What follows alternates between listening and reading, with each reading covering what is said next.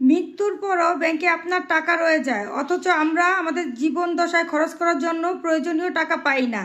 একজন বিত্তবান লোক মারা গেলেন। ভদ্রলোকের বিধবা স্ত্রী 200 কোটি টাকার মালিক হয়ে তার মৃত স্বামী ড্রাইভারকে বিয়ে করে ফেললেন।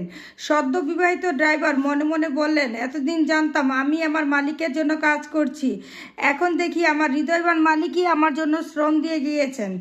নিরেট সত্যটি হচ্ছে অধিক ধনবান হওয়ার চেয়ে দীর্ঘ জীবন লাভ করা বেশি জরুরি। তাই অধিক ধনবান হওয়ার জন্য অবিরাম শ্রম না দিয়ে দীর্ঘ এবং সুস্থ জীবনযাপন করার চেষ্টা করা উচিত এবং নিজেরকে সেভাবে গড়া উচিত। আমাদের জীবনে নানা ঘটনাতেই এই সত্যটি মর্মে মর্মে উপলব্ধি করা যায়।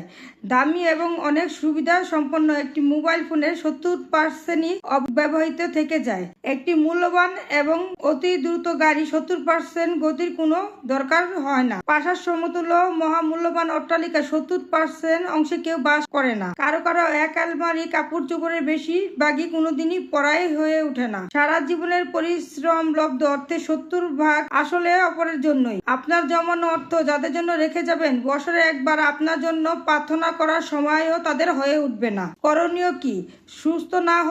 অসুস্থ না হলেও সুযোগ থাকলে মেডিকেল চেক আপ করুন।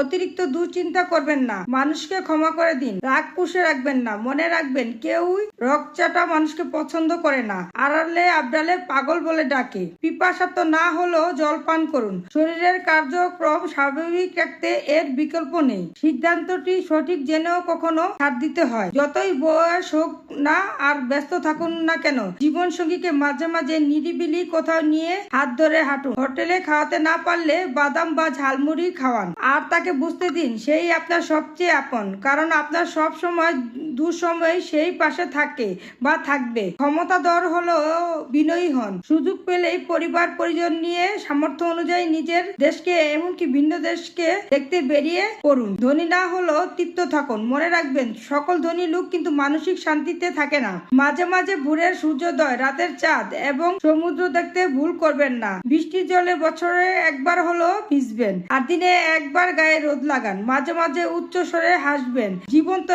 একটাই, এই পরিপূর্ণ বাঁচার চেষ্টা করুন। আজ আমি রান্না করেছিলাম গরুর পায়া বা নিহারি। এই নিহারি যেভাবে আমি রান্না করেছি, যে যে উপকরণ দিয়েছি, এইভাবে রান্না করলে রেস্টুরেন্টের হাতকেও হার মানাবে এই নিহারি। সাথে ছিল নান রুটি। রুটিগুলো আমি বাইরে থেকে কিনে এনেছিলাম। সবাই খেয়ে বলেছে অনেক ভালো হয়েছে।